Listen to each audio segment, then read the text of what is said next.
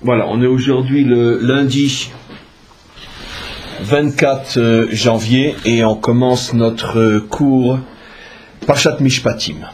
Donc je vous ai déjà expliqué à de nombreuses reprises que volontairement, bien sûr, la Torah n'était pas un livre d'histoire, en ce sens qu'elle ne suit pas un ordre chronologique, elle ne respecte pas l'ordre chronologique, et on s'aperçoit très souvent dans la Torah que tel ou tel événement qui sont rapportés se sont produits soit avant, soit beaucoup plus tard, soit dans d'autres contextes que ce qui semble être dit dans la Torah. Et il y a deux raisons à cela. La première raison simple, c'est pour nous habituer à ne pas confondre entre l'histoire des Juifs et la Torah. La Torah n'est pas l'histoire du peuple juif, et donc il faut faire très attention lorsqu'on étudie la Torah de ne pas en rester à un premier niveau, comme lorsque l'on lit l'histoire d'un peuple où les événements tels qu'ils sont rapportés sont significatifs en tant que tels. En ce qui concerne la Torah, c'est absolument impossible, puisque la Torah fait fi totalement de la chronologie, et même plus encore, on s'est aperçu, mais je ne vais pas le faire devant vous maintenant, que parfois même des lieux qui sont cités ou des personnages qui sont cités dans la Torah avaient d'autres noms que ceux qui sont donnés dans la Torah. Alors pourquoi la Torah s'évertue-t-elle absolument à trafiquer les dates, à trafiquer les noms, à trafiquer les lieux? Tout simplement parce qu'elle veut suivre un autre ordre qui est l'ordre du message. La Torah transmet des messages. La Torah est un livre de messages et elle transmet ces messages, c'est-à-dire elle transmet ses enseignements selon un ordre chronologique effectivement très précis, mais l'ordre chronologique des messages n'est pas forcément identique à l'ordre chronologique de l'histoire. Donnons un simple, minuscule petit détail. Si par exemple se sont produits 3 ou 4 événements, mais que les messages que je peux tirer de ces événements ne correspondent pas forcément tels que je voudrais les enseigner à l'ordre chronologique des événements, il se peut donc que selon la manière dont moi je veux que les enseignements soient transmis, je vais donc parler des événements d'une autre manière, parce que ce que je veux, c'est que le message 1 apparaisse au premier niveau, donc au premier endroit, le message 2 au deuxième endroit, le message 3 au troisième endroit, même si 1, 2, 3 ne correspond pas à l'ordre chronologique des événements. Je pense avoir été très précis et très clair.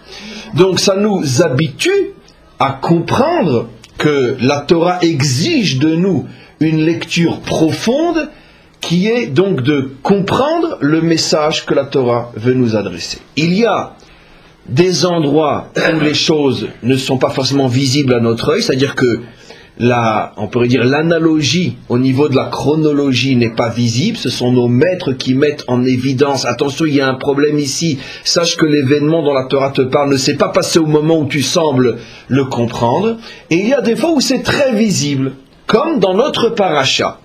À la fin de notre paracha, n'oublions pas que nous sommes Parshat Mishpatim, et nous sommes censés avoir reçu la Torah déjà la semaine dernière, Parshat Yitro. Et toute notre paracha, Parshat Mishpatim, énonce d'une manière très détaillée l'ensemble des lois sociales, économiques de notre Torah. Ce sont essentiellement des lois, on pourrait dire sociales, plus que des lois religieuses. C'est la raison pour laquelle cette paracha s'appelle Mishpatim, qui signifie très globalement, en bonne traduction française, les lois sociales. Et voici qu'à la fin de la paracha, tout d'un coup, la Torah nous dit que Dieu appelle Moshe sur le mont Sinaï pour y recevoir la Torah. Vous comprenez que là, il y a une anomalie terrible. C'est comment? Alors que c'est la semaine dernière qu'on a reçu la Torah, qu'entre-temps Moshe est redescendu et qu'entre-temps on nous livre toute une paracha de loi sociale, tout d'un coup on se retrouve à la fin de la paracha et on semble se situer à un moment qui est avant même la paracha de la semaine dernière, où Moshe n'est pas encore monté sur le mont Sinaï. Première anomalie. Deuxième anomalie, 2 versets avant celle que je viens de citer, c'est que la Torah nous dit que Moshe a écrit toute la Torah et il a écrit la Torah et il l'a donnée aux enfants d'Israël. Et tout de suite après, on nous dit que Dieu l'appelle sur le mont Sinaï pour lui remettre la Torah. Alors que tu viens de dire 2 versets avant que Moshe écrit la Torah pour la donner aux enfants d'Israël. Regardez les 10 derniers versets de notre paracha, vous verrez un véritable charabia. On n'y comprend rien. Et donc là, on voit que la Torah s'amuse, c'est moi qui le dis bien sûr, à nous montrer, attention, si vous essayez de trouver un fil conducteur chronologique dans les événements, vous n'y comprendrez rien. Parce que la Torah passe d'un événement à un autre, on est après, on est avant, on est pendant, on ne sait plus où on y est. Donc, seule lecture possible, les messages. Qu'est-ce que la Torah veut nous dire? On va bien sûr directement passer à nos commentaires et voir comment ils ont expliqué. Ils disent la chose suivante. La fin de notre paracha, qui semble dire que Moshe a écrit la Torah et l'a donnée aux enfants d'Israël, et seulement après, il a été appelé à aller la recevoir, ce qui est donc impossible, parle en vérité de 2 Torahs. 2 Torahs, ou plutôt la Torah en 2 parties. Quelque chose d'extraordinaire que nous révèle Rashi. La Torah a été écrite en 2 temps. Vous savez que la Torah parle du passé, c'est-à-dire depuis le premier instant de la création, jusqu'à la mort de Moshe, qui correspond à l'entrée ou la veille de l'entrée d'Israël en Eretz Israël. Donc la Torah couvre plus ou moins une période de 2000 et quelques années, d'après notre tradition. Maintenant, quand Moshe a-t-il écrit toute la Torah, c'est-à-dire depuis la création jusqu'à sa mort? Quand l'a-t-il écrit? La tendance serait de dire que après les 10 commandements, après que Moshe a reçu ce qu'on appelle l'essence de la Torah, c'est ce qu'on va bien expliquer aujourd'hui. Les 10 commandements, je le dis d'abord très brièvement, je vais réexpliquer dans quelques instants, contiennent l'essence, le substrat de toute la Torah. Après que Moshe ait reçu les 10 commandements, après il a écrit toute la Torah. Or voilà que ce passage dans notre paracha, et surtout commenté par nos maîtres, dit la chose suivante, qu'en vérité la Torah est écrite en 2 temps. Moshe, avant le don de la Torah, a écrit toute la Torah, depuis Bereshit jusqu'au don de la Torah, c'est-à-dire jusqu'au moment où il va être appelé, c'est-à-dire que la création, l'histoire de Adam, l'histoire de Caïn et Avel, l'histoire du déluge, l'histoire de Noar, l'histoire d'Abraham, de Yitzhak, de Yaakov, les tribus, la dispute avec les frères, la descente en Égypte, la sortie d'Égypte, les quelques semaines qu'ils viennent de passer dans le désert, jusqu'à à peu près 3 mois après, cette Torah est écrite avant le don de la Torah. Et c'est cette Torah sur laquelle il est dit à la fin de notre paracha que Moshe a écrit la Torah et l'a remis aux enfants d'Israël. Et seulement après, c'est ce que nous dit la fin de notre paracha, seulement après avoir écrit grosso modo la moitié de la Torah, ou depuis la création jusqu'au don de la Torah, Moshe monte recevoir les 10 commandements, et à ce moment-là, à partir de ce moment-là et pendant 40 ans, il va continuer à écrire la Torah jusqu'au jour de sa disparition. Ce qui veut dire qu'il y aurait d'une certaine manière 2 Torahs, et c'est à se demander pourquoi, bien que c'est la même pour nous. Quand on ouvre aujourd'hui un parchemin, un rouleau de Torah, on voit tout en un seul bloc. Mais la question donc qui se pose et qui s'impose à la lecture de ces versets incompréhensibles sans ce commentaire que je viens de vous donner, la question qui se pose c'est pourquoi Dieu a-t-il voulu que la Torah s'écrive en 2 temps? Après tout, qu'est-ce qui empêchait Moshe d'attendre que les 10 commandements soient donnés, c'est-à-dire que l'impulsion du départ du don de la Torah soit donnée et qu'après il écrive toute la Torah? Pourquoi a-t-il fallu couper en 2? Comme s'il y avait la Torah jusqu'aux 10 commandements et la Torah à partir des 10 commandements.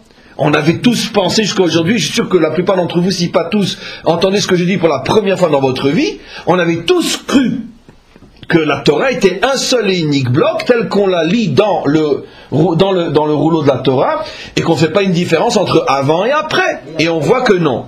Il y a quand même la Torah après le Hegel.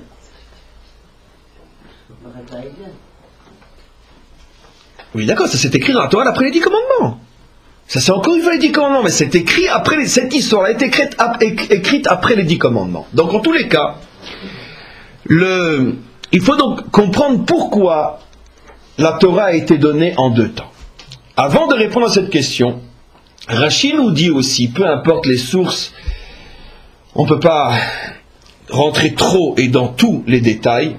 Rashi nous explique aussi et nous fait remarquer qu'une petite partie de la Torah, une minuscule mais ô combien significative petite partie de la Torah avait déjà été donnée avant le don de la Torah dans le fameux endroit qu'on appelle Mara.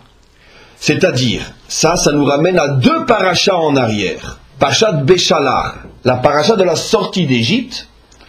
On sort d'Égypte, on se retrouve devant la mer, on traverse la mer s'ouvre et à ce moment-là, on entonne une shira, vous connaissez tout ça, et après on marche pendant 3 jours et on ne trouve pas d'eau.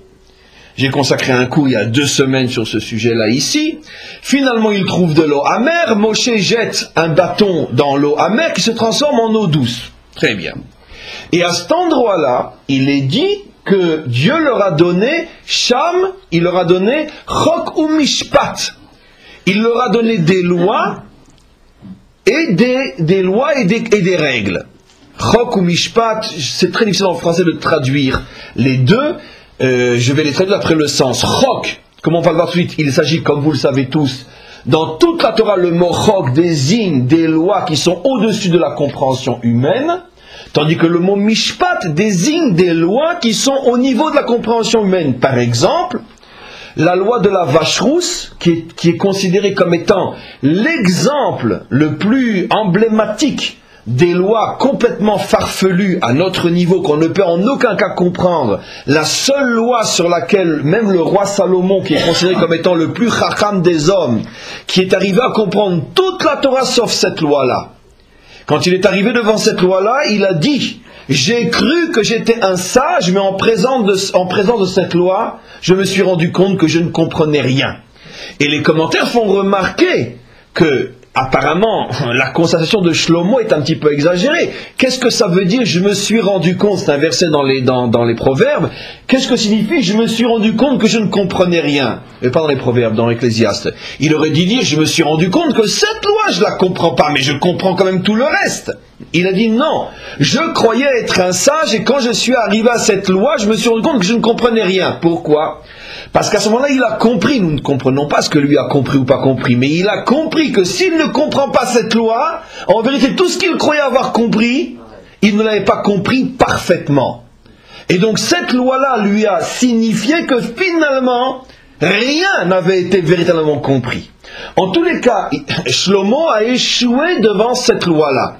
Comment est-il possible qu'en prenant une vache rousse, en la brûlant, en prenant ses cendres, en les mélangeant avec de l'eau de vie, pas de l'alcool, mais de l'eau vivante, c'est-à-dire de l'eau de source, on en asperge quelques gouttes sur quelqu'un qui a contracté l'impureté de mort, et voilà qu'il devient pur. Qu'est-ce que c'est que cette alchimie ?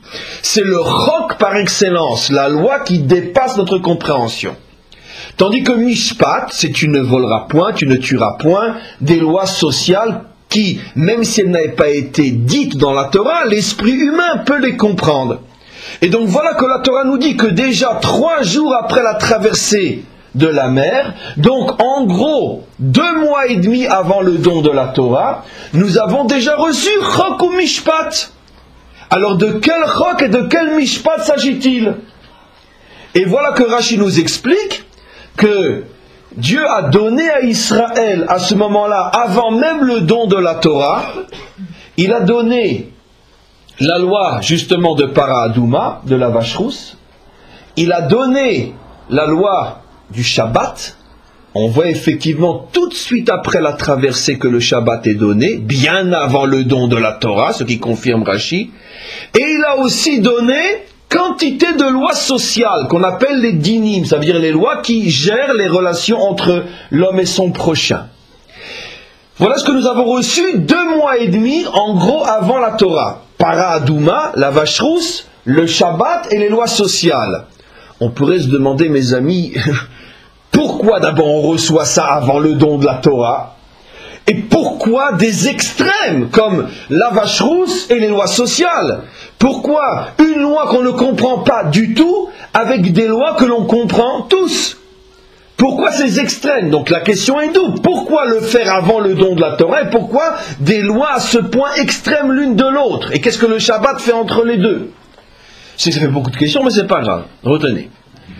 Et voilà ce que Rachid nous dit maintenant, je termine pratiquement pour les questions, que dans cette première partie de la Torah, qui va depuis la création jusqu'au don, mais pas encore le don, et que Moshe nous a remis, et après seulement il a été appelé en haut pour recevoir les 10 commandements, dans cette première partie de la Torah, Moshe a rajouté, dit Rachid, vous le verrez pour ceux qui veulent le voir, il a rajouté les lois que nous avions reçues à Mara, la vache rousse, le Shabbat et les dinim, ainsi, et là c'est vraiment surprenant, ainsi que les 7 lois de Noé, les lois qui s'adressent aux nations.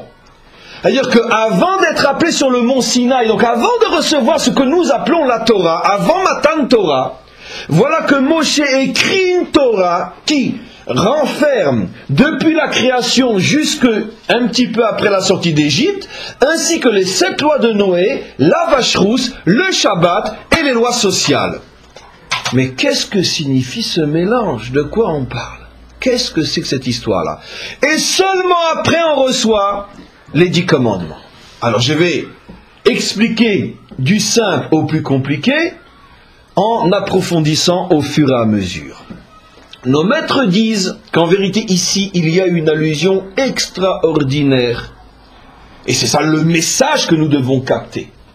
La Torah étant le logiciel de l'histoire en général et à combien plus forte de notre histoire à nous en tant que peuple, la Torah contient dans ses, on pourrait dire dans ses messages, dans la manière dont elle nous les livre et surtout dans les différents événements que nous avons vécus à cette période-là, comme je l'ai souvent expliqué, toute cette période-là, c'est-à-dire que c'est une période extrêmement spéciale, depuis la sortie d'Égypte jusqu'à la mort de Moshe, ce qu'on appelle les 40 ans dans le désert, une période qui est véritablement le microcosme de toute l'histoire de notre peuple. J'ai consacré d'autres cours, pas ici pour l'expliquer.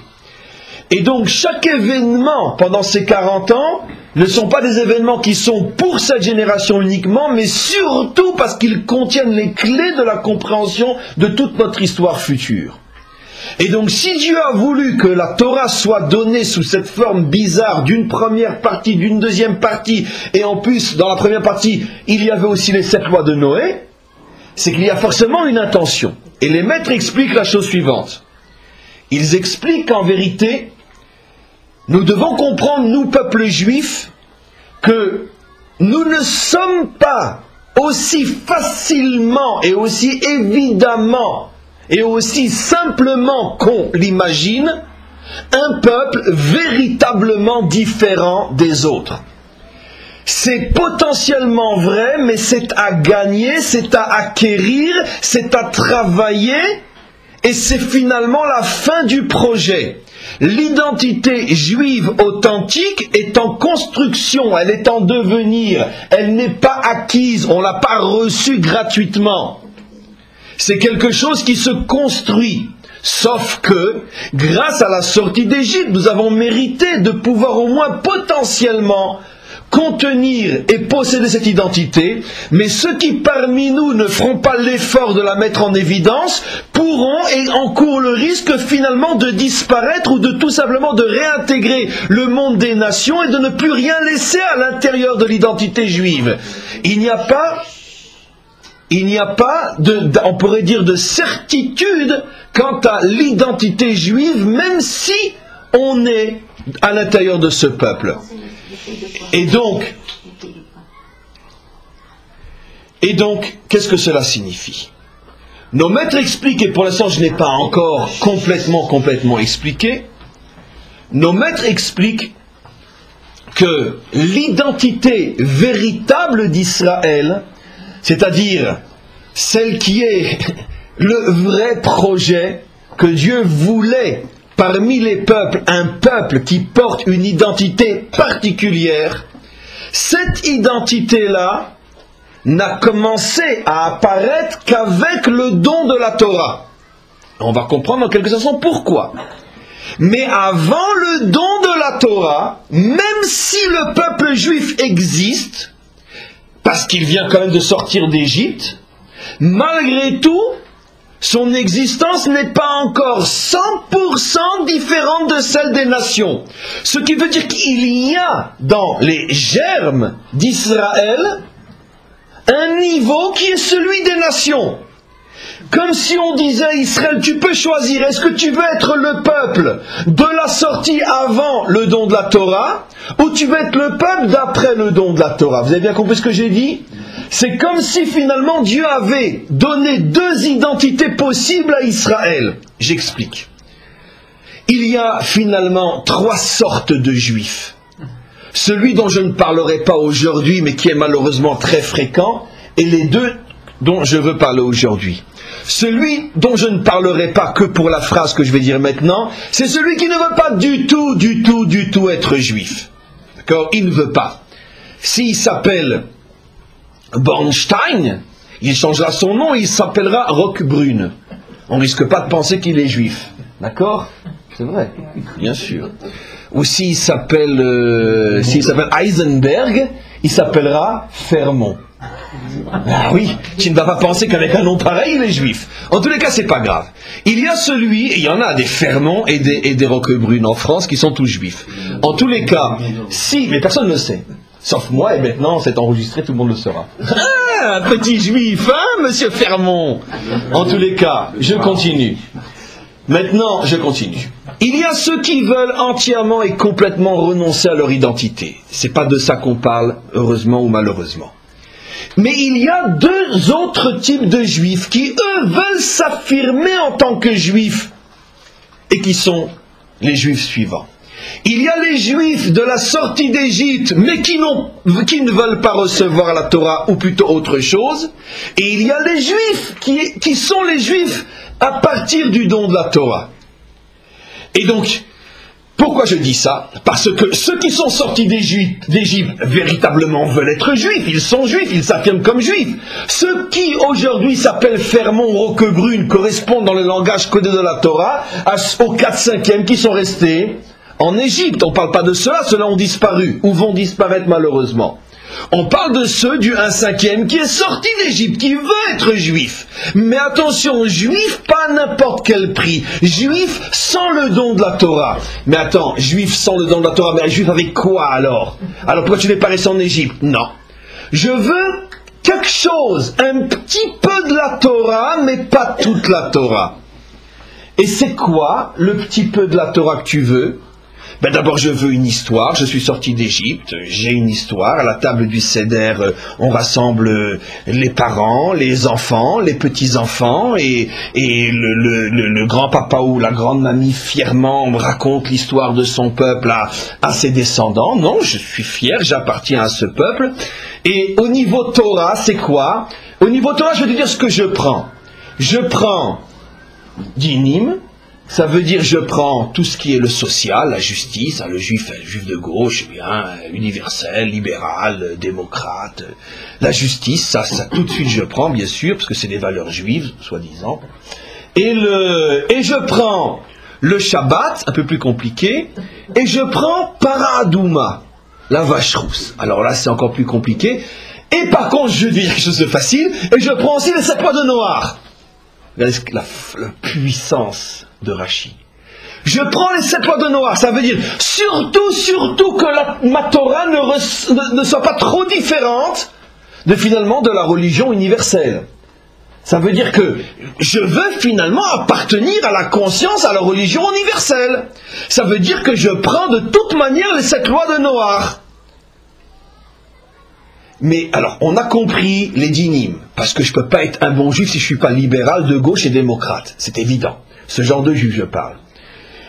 Je comprends que tu prends les 7 lois de Noach, parce que tu veux faire attention que ton identité juive ne soit pas trop différente et pas trop montrée du doigt de l'ensemble des peuples. Donc tu t'arranges pour que ça ait le même parfum, la même couleur. Très bien. Mais Shabbat et Paradouma, où c'est là-dedans? Ben c'est évident. Regardez. Là, ça va être un petit peu compliqué, bien que c'est très simple.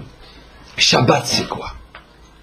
Shabbat, comme je l'ai fait remarquer à différentes reprises encore la semaine dernière dans Parashat Yitro, le Shabbat dont parle la Torah pour la première fois lorsque on reçoit la manne dans cette fameuse paracha de la sortie, de la traversée, ou même le Shabbat des 10 commandements n'est pas le Shabbat que nous, juifs traditionnels ou religieux, orthodoxes ou ultra, ou tout ce que vous voulez, fanatiques, extrémistes, bidons. C'est pas ce Shabbat-là qu'on parle. On parle d'un Shabbat très soft, qui en vérité est l'esprit de la reconnaissance d'un Dieu créateur. C'est ça. Souviens-toi qu'il y a un Dieu créateur. Est-ce qu'il y a la moindre allusion au fait que on ne doit pas allumer un interrupteur le jour du Shabbat, même dans le Shabbat des 10 commandements, c'est marqué que quoi, que tu te reposeras, toi, etc. Le dimanche, le vendredi, c'est le Shabbat. Toutes les religions monothéistes sont arrivées au Shabbat. Peu importe si ce n'est pas le même jour. Mais l'esprit du Shabbat est inhérent à une religion monothéiste, pas nécessairement juive, dans le sens orthodoxe du terme. Non. La Torah nous révèle, aussi époustouflant que ce soit, c'est que les nations n'ont aucun problème avec le Shabbat. L'idée d'un jour de repos consacré au Seigneur est une idée qui n'est pas spécifiquement juive. Même si nous l'avons initiée, tout le monde l'a acceptée. Bien évidemment. Plus encore, les congés payés, même dans le langage le plus laïque, c'est pas le Shabbat. Ça veut dire que c'est pour une autre raison, mais c'est le même principe. Vous savez ce que nos maîtres vont jusqu'à dire?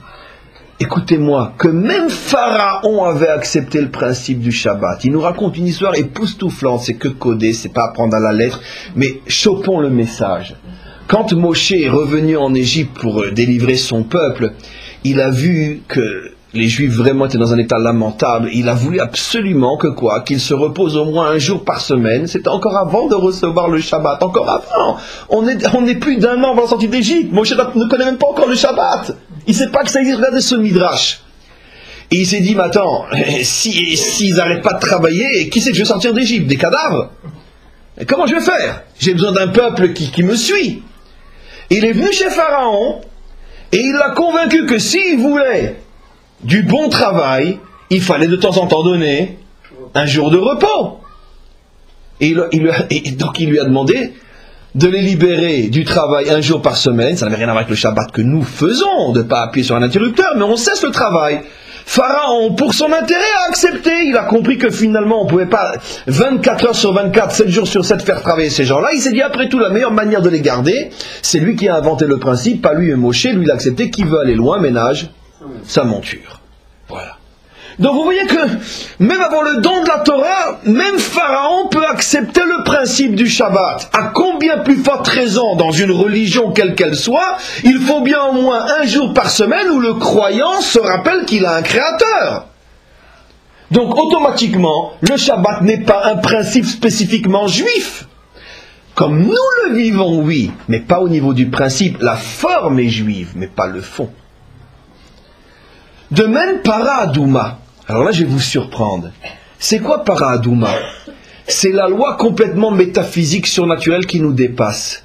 Dites-moi, vous connaissez une religion qui peut être une religion si elle n'y rentre pas aussi des trucs complètement fous, surnaturels, qui excitent, on pourrait dire, la croyance du croyant? Ça fait partie des épices d'une religion. Ce qui échappe complètement à notre compréhension. Ne comprenez pas mal ce que je dis. Je dis que, ici, Rachi est en train, c'est des fois se demander si ces gens-là ont vécu au Moyen-Âge ou s'ils sont encore en avance de plusieurs milliards d'années sur notre soi-disant et foutu monde moderne. Vous vous rendez compte de ce que Rachi est en train de nous révéler? Il est en train de nous révéler ce que sont les bases fondamentales de n'importe quelle religion, pas spécifiquement juive. Il dit, une religion, pour que ça tienne, il lui faut 3 éléments fondamentaux. Le social, le surnaturel et le jour du repos. Tu lui donnes ces 3 choses-là, tu as fondé une religion. Mais ce n'est pas encore la religion juive. C'est, on va dire, la religion monothéiste universelle. Le tronc commun à tous les monothéismes. Et regardez aujourd'hui, tous les monothéismes ont ces 3 dimensions. Le social, le complètement surnaturel, ce qu'on pourrait appeler le dogme, et le repos. Eh bien, c'est à ça que fait allusion, mes amis, d'une manière bouleversante, notre Torah, lorsqu'elle nous dit que Dieu a obligé Moshe à écrire et à donner à Israël une Torah avant le don de la Torah, qui n'est pas la religion juive telle qu'on la connaît, mais la religion tronc commun, monothéiste, qui fait d'Israël un peuple parmi les peuples, même si c'est le peuple qui va inspirer les autres, mais qui n'est pas spécifiquement et suffisamment juive, cette religion-là, pour donner à Israël son caractère et son identité spécifique qu'il ne recevra qu'avec le don de la Torah. Et voilà qu'est-ce que contient cette Torah? Elle contient l'histoire, parce que tout peuple a besoin d'une histoire, du social, du surnaturel, vache rousse, et on pourrait dire du bon sens, religion bon sens, tu travailles, tu t'arrêtes, tu travailles, tu t'arrêtes. C'est les bases de la religion. Moshe, j'imagine, s'étonne et dit au maître du monde, mais attends, mais pourquoi tu me demandes de leur donner une chose pareille? C'est quand même pas pour ça qu'on est sorti d'Égypte. Il dit, laisse tomber. Il faut qu'il y ait aussi cette dimension parmi vous, parce que cette dimension correspond à une réalité. Il y aura dans l'histoire quantité, et aujourd'hui, plus que jamais dans notre histoire, les Juifs de la première Torah. Voilà. La majorité d'entre nous sont les Juifs de la première Torah. Ceux qui se suffisent et ne veulent surtout pas plus que la première Torah qu'on a reçue avant le don de la Torah. Un petit peu d'histoire, un petit peu de dogme, un petit peu de tradition, allez, on mélange tout, et c'est bon. Et surtout, n'oublions pas les 7 lois de Noé. C'est-à-dire, surtout que cette religion juive ne fasse pas de nous des êtres trop différents des autres. Au point qu'on en arrivera à cette formule qui, je pense, doit être ressentie comme je veux le faire et par les bons juifs et par les vrais chrétiens, le judéo-christianisme qui est la plus grande aberration du monde. Pourquoi? Parce que, justement, le judéo-christianisme, comme je l'ai déjà expliqué, ça ne veut strictement rien dire. C'est absolument impossible. C'est comme si tu disais du feu qui mouille. C'est impossible. Un feu ne mouille pas. Il brûle, il sèche, mais il ne mouille pas. Impossible. On ne peut pas mettre les deux ensemble. Impossible. Et donc, c'est ça finalement cette tentative d'y mettre aussi les 7 lois de Noach pour faire attention que cette identité ne nous différencie pas trop. L'identité juive véritable commence avec la deuxième Torah, les 10 commandements. Mais alors là, je vous réserve une surprise. Très bien, Rav, on a compris le cours jusqu'à maintenant. Bravo une fois de plus. Alors, qui parle, c'est vous. Enfin, j'espère. Écoutez, j'ai le droit de me lancer des fleurs. En plus, aujourd'hui, il n'y a pas la caméra, donc on ne voit pas la tête que je fais en disant ça. Donc, très bien. Ok. On reçoit les 10 commandements. À partir des 10 commandements commence l'histoire du vrai Israël. Bon, interrogeons-nous, les amis, écoutez bien cette dernière partie du cours qui est, à mon avis, la plus nouvelle, la plus révolutionnaire. Allez, on va passer en revue les 10 commandements qui sont censés, ça fait 3 quarts d'heure que je vous prépare à entendre ce que vous allez entendre. Écoutez-moi bien. Avec les 10 commandements commence l'identité juive authentique. Bon. Je suis Hachem ton Dieu. Pourquoi un musulman ou un chrétien il ne dit pas je suis Hachem ton Dieu? Tu n'auras pas d'autre Dieu que moi. Tous les hommes ont l'obligation de dire tu n'auras pas d'autre Dieu que moi. Ça fait partie des 7 lois de Noach. Tu ne prononceras pas mon nom en vain. Pourquoi? Et les non-juifs, ils ont le droit de prononcer le nom de Dieu en vain. Shabbat. On vient de prouver que dimanche, vendredi, congé payé, tout le monde l'a compris, qu'on ne peut pas vivre sans Shabbat. Respecte ton père et ta mère. Tu ne tueras point. Tu ne commettras pas d'adultère. Tu ne voleras point. Tu ne feras pas de faux témoignages. Tu ne convoiteras pas. Monsieur, où est la Torah d'Israël là-dedans? Il n'y a pas plus universel que ça. Vous savez que ça va tellement loin que le Talmud raconte que pendant une certaine période, il ne faut surtout pas l'enregistrer parce que ce n'est pas très glorieux, pendant une certaine période, on interdisait de réciter en public les 10 commandements dans les synagogues, parce que les Juifs se disaient, mais finalement, la Torah, si c'est ça, eh ben, on est comme tout le monde. Ça prête tellement à confusion que nos maîtres se sont rendus compte Ça n'a pas duré longtemps, hein, grâce à Dieu. La preuve, c'est qu'aujourd'hui, on les lit. Mais il y a eu une petite période dans notre histoire où on pourrait dire peut-être l'influence des nations était plus forte que jamais. On a vu avec les Grecs, l'hellénisme, etc. Bon, on peut imaginer qu'il y a eu une période où finalement les Juifs cherchaient le moindre prétexte pour s'échapper et ne plus manger kasher et ne plus faire Shabbat, dans le sens juif du terme. On dit, regardez, de toute façon, les 10 commandements, qu'est-ce qu'ils disent? Sois bon, sois gentil, sois pas méchant, et tais-toi. C'est pas ce qu'ils disent, finalement. Finalement, ce que tout le monde aimerait comme religion. C'est facile. Parce que même sans Dieu, de toute façon, je suis d'accord. Donc une religion sans Dieu. Qui c'est qui a inventé la religion sans Dieu? Mais c'est les 10 commandements. Ben oui. Mais oui, on peut arriver aux 10 commandements sans Dieu. Trouvez-moi un des commandements où on peut y arriver. Ah, vous me direz, je suis éternel ton Dieu qui t'a sorti d'Égypte, etc. Bon, alors je vais rajouter sans le Dieu d'Israël. Allez, bon, très bien. Très bien. Mais si j'étais méchant, je pourrais vous dire même sans Dieu. Mais c'est pas grave. C'est pas grave. C'est pas grave. C'est pas grave.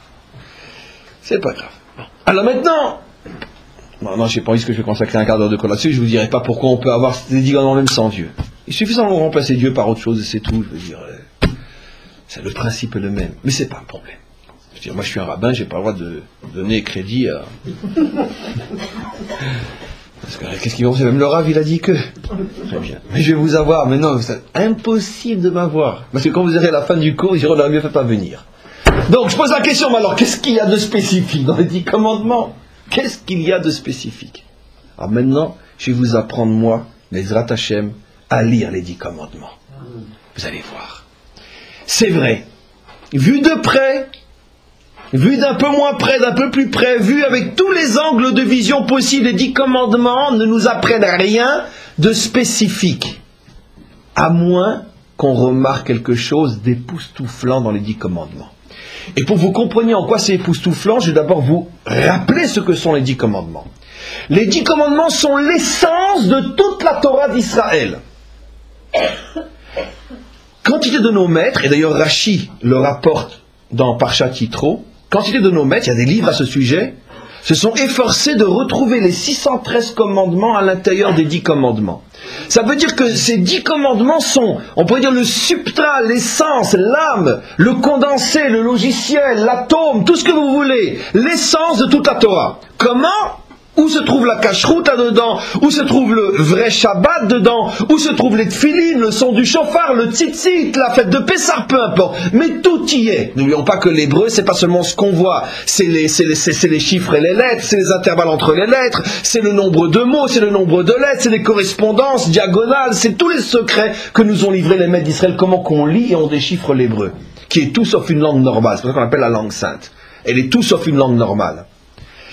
Donc, on leur fait confiance que tout s'y trouve.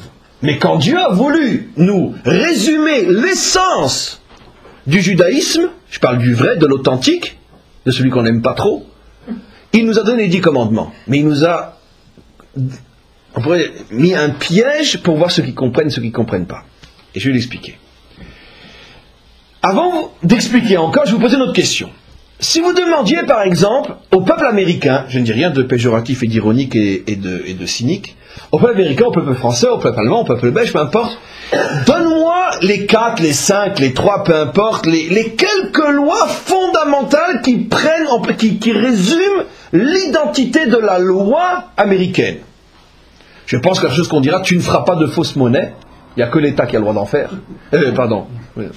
Tu ne feras pas de fausse monnaie, de faux dollars. C'est le crime ultime aux États-Unis. Il n'y a que l'État qui a le droit de faire des faux billets. Donc, tu ne feras pas de faux billets. Tu ne tricheras pas dans ta déclaration d'impôt. Vous savez que c'est un des crimes les plus graves aux États-Unis. Si tu annonces moins en impôt que... C'est pire que si tu as tué... Bon, peut-être pas ta belle-mère, mais si tu as tué, c'est très grave. Donc, on le sait, parce que c'est l'identité, c'est des fautes d'argent. Les fautes d'argent sont les plus graves. Pourquoi? Parce que c'est l'essence même de cette nation, l'argent. Time is money. J'ai rien dit de méchant, de péjoratif. Mais parce que c'est cette civilisation, elle fonctionne là-dessus.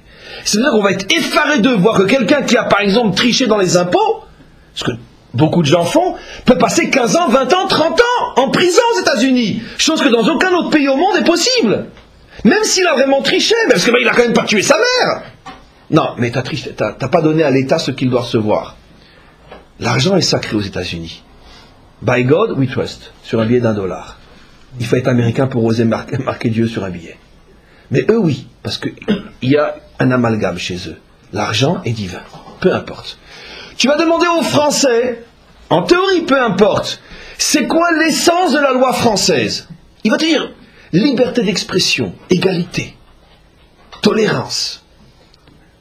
Ce sont les fautes contre ces choses-là qui portent atteinte à l'essence de la République. Donc chacun va montrer, on pourrait dire, ce qu'est son essence, et va nous énoncer les 4, 5, 6 lois qui mettent en évidence ce qui est l'essence. Voilà. Ok. C'est évident que je pense qu'aucun de ces peuples interrogés va dire, par exemple, tu ne tueras point, parce que ça c'est le tronc commun à l'homme, en général. Donc si l'américain dit chez nous on ne tuera point, c'est pas vrai, parce que le français aussi, et l'allemand aussi, et le belge aussi, tout le monde dit tu ne tueras point. C'est pas encore l'identité spécifique française ou américaine dans le tu ne tueras point. Ok. Donc maintenant, pareil chez nous. Si on nous demande de résumer en 10 commandements l'essence de l'identité d'Israël, on a intérêt à choisir quelque chose qui est fondamental. Or, on vient de mettre en évidence que ne pas tuer, ne pas commettre adultère, c'est loin d'être l'essence spécifique d'Israël. Alors maintenant, regardez. Il y a une anomalie époustouflante dans les 10 commandements. Parce que dans ces 10 commandements, on met au même niveau, puisqu'on résume l'essence. Donc tout ce qui est dit est essentiel, fondamental. Mes amis, vous n'êtes pas choqués de voir qu'on met dans l'essence au même niveau ne pas tuer, ne pas commettre de faux témoignages et ne pas convoiter. À moins que vous ne sachiez pas ce que signifie ne pas convoiter, je vais vous expliquer. C'est ce que vous, mesdames, vous, messieurs, et moi, monsieur le rabbin, nous faisons tous les jours du matin au soir. C'est quoi la convoitise? D'accord? C'est quoi? C'est quoi? C'est voler? Non, c'est déjà dit, tu ne voleras point. C'est prendre, c'est quoi? C'est une pensée en moi, qui est de pourquoi lui il l'a et pas moi? J'exprime en termes de loi, parce que c'est pas non plus n'importe quelle pensée. C'est pas je passe devant un magasin de parfums, mesdames, et j'aurais envie de tel parfum qui coûte 400 shekels, je les ai pas en moi, je l'ai envie, bon allez, peut-être le mois prochain quand j'aurai la paye. C'est pas ça. C'est voir quelque chose chez l'autre, écoutez bien la définition, parce que rien que la définition ça valait le cours.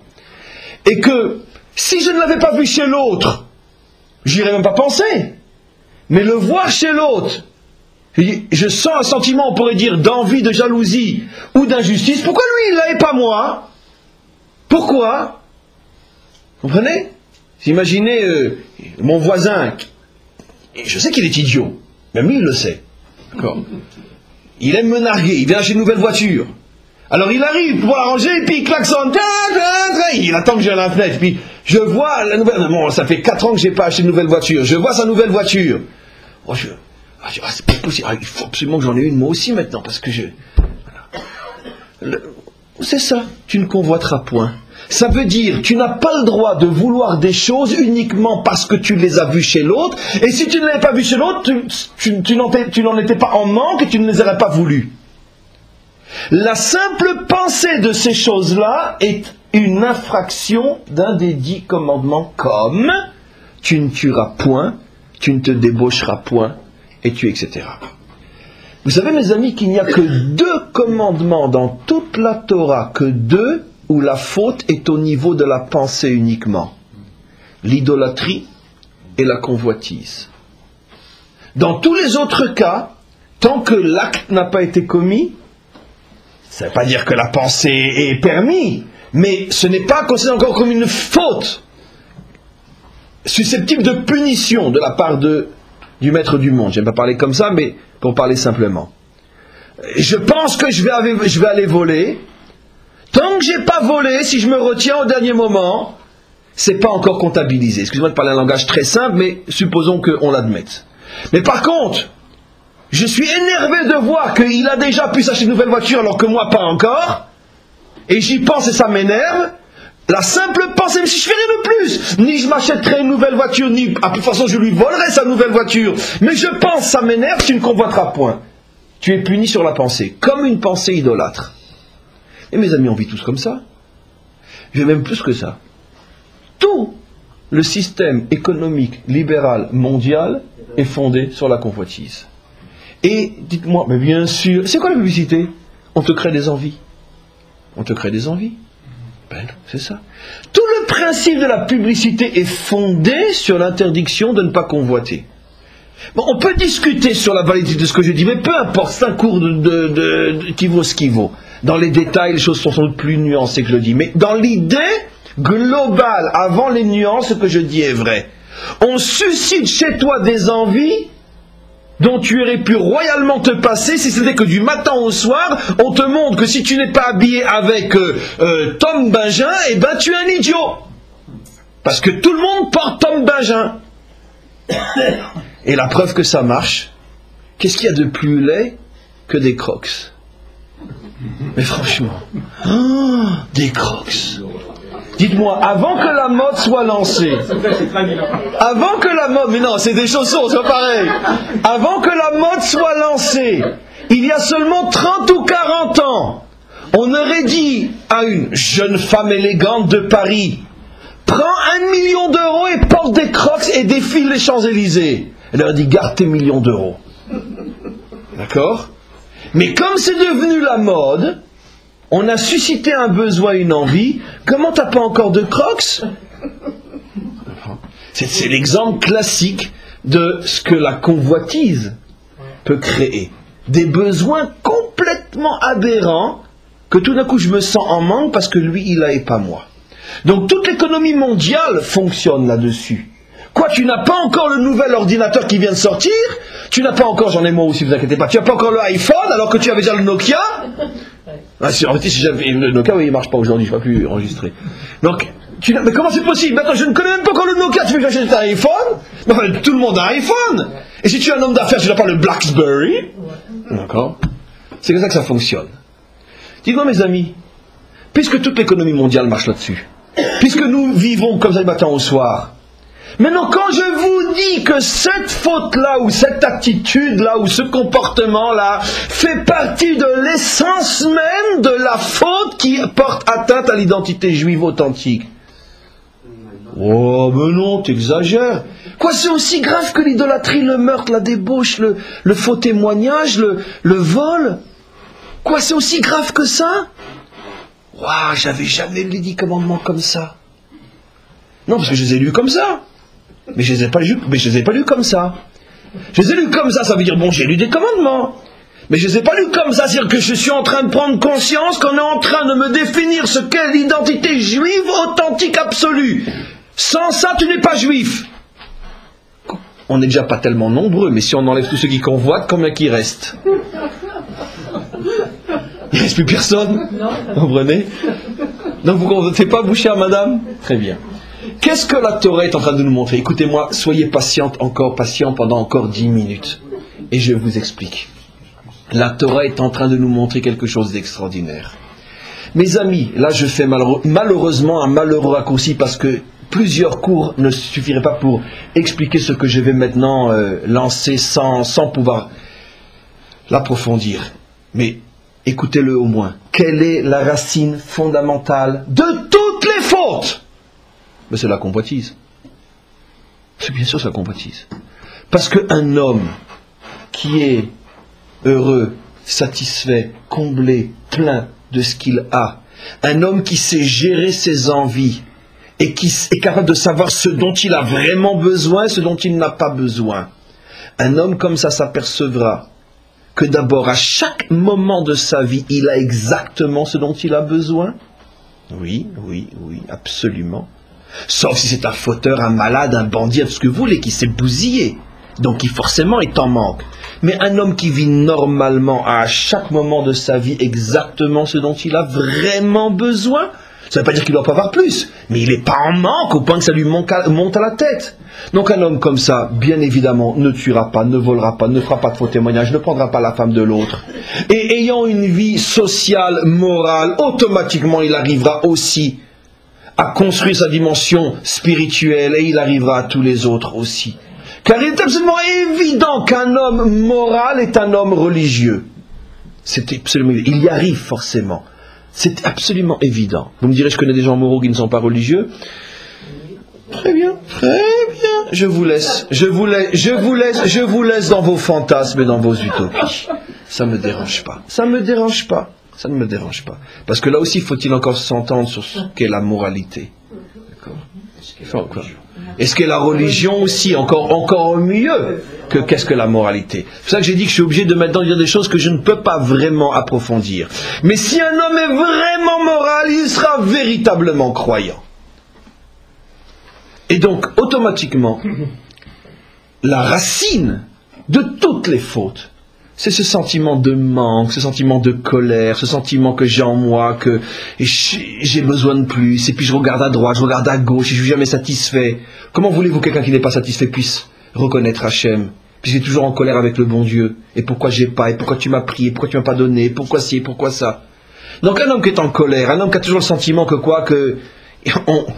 on commet des injustices à son égard. Comment voulez-vous qu'il soit reconnaissant? Comment voulez-vous qu'il ouvre les yeux le matin en disant Modéani? Comment voulez-vous qu'il puisse véritablement comprendre ce qu'est la relation entre l'homme et son créateur, à partir du moment où il est tellement plein d'animosité contre celui qu'il pense être responsable de tous ses malheurs. Et donc il commence par être en colère, après il finit par ne plus y croire du tout, puis après, tous ces manques se retournent dans sa relation sociale avec les autres. Bekitsour, il est absolument évident que la racine, la source fondamentale de tous les problèmes humains sont ce sentiment erroné, injuste, de manque, d'injustice, de colère. Pourquoi lui et pas moi? Tout commence par là. Et donc, qu'est-ce que la Torah nous montre? Qu'est-ce que les 10 commandements nous montrent? Qu'être juif, c'est accepter que la source, que la racine des fautes est aussi grave que la faute elle-même. Ça veut dire accepter que lorsque je faute au niveau de la racine imperceptible, qui ne dérange encore personne, qu'est-ce que ça peut te faire si j'ai envie de ta voiture? Je te l'ai dit, je te boude, je te parle pas? Non, je le garde en moi. Et alors, j'ai fait du mal à quelqu'un? Vous allez me comparer à un assassin? Non. La Torah nous dit, je veux un peuple qui accepte que la morale commence à la racine. Et que si tu fautes au niveau de la racine, à ce moment-là, tu dois te voir avec la même sévérité qu'un tueur, un violeur, un assassin, un idolâtre, etc. Voilà. C'est ça. Là, et uniquement là, se trouve la racine profonde du judaïsme authentique. Accepter de ne pas être jugé en fonction d'un mal visible et clair pour tous, accepter d'être jugé au niveau d'un mal invisible, imperceptible, qui n'est encore que la source de problèmes futurs que peut-être je ne vivrai jamais. Mais j'ai amorcé le mécanisme par mon comportement.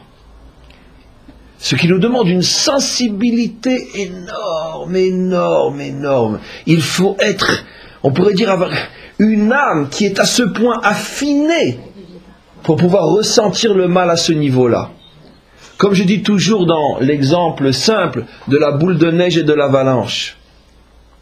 Il y a ceux qui constatent la catastrophe lorsque l'avalanche est déjà là et elle n'est qu'à quelques centaines de mètres du village, on ne peut plus l'arrêter. Et il y a celui qui appelle aux pompiers, dit, attention, la boule de neige.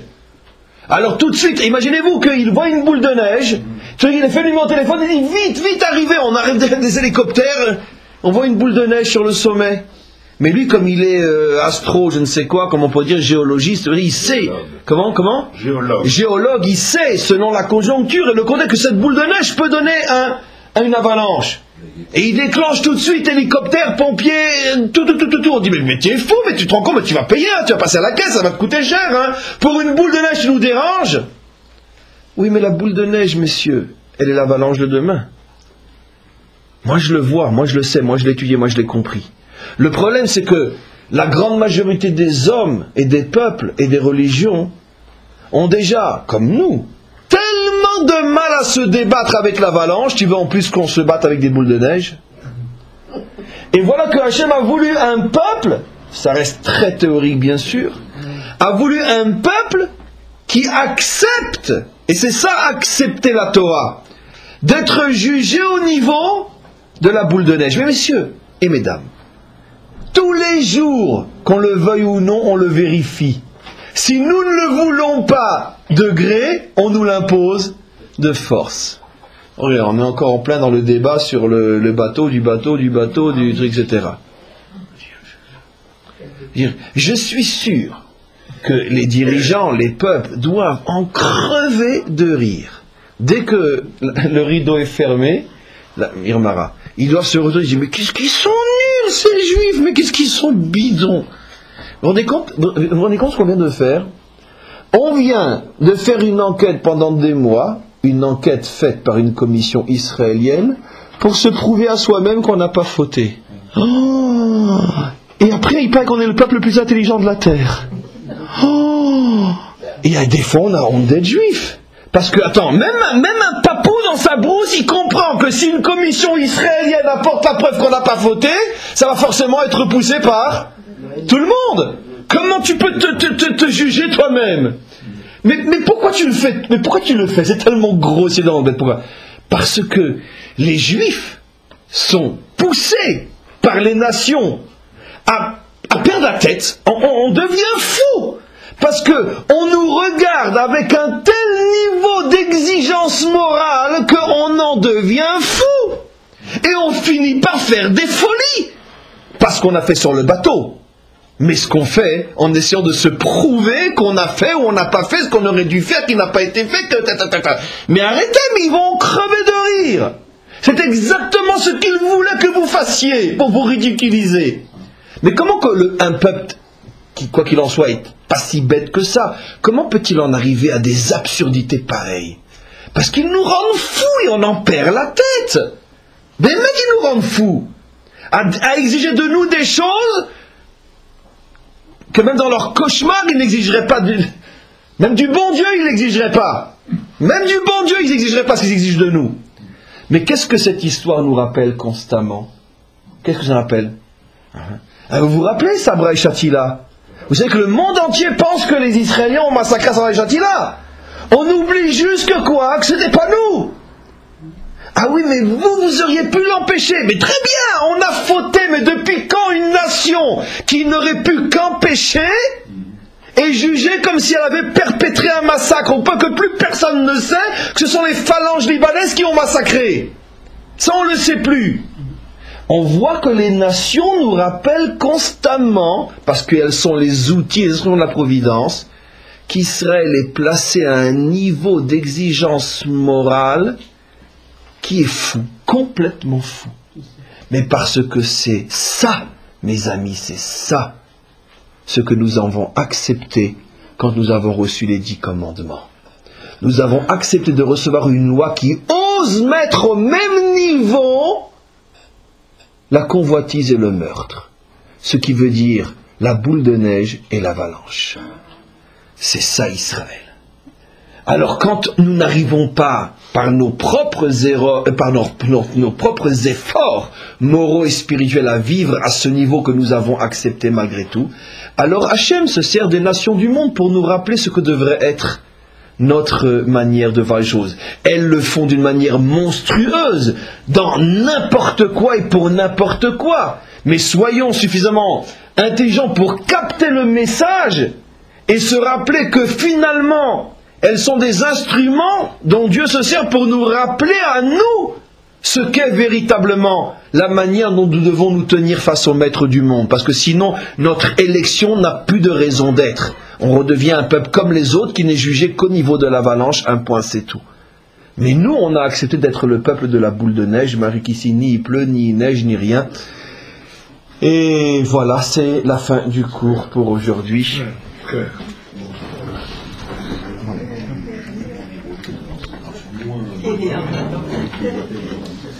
éteignez.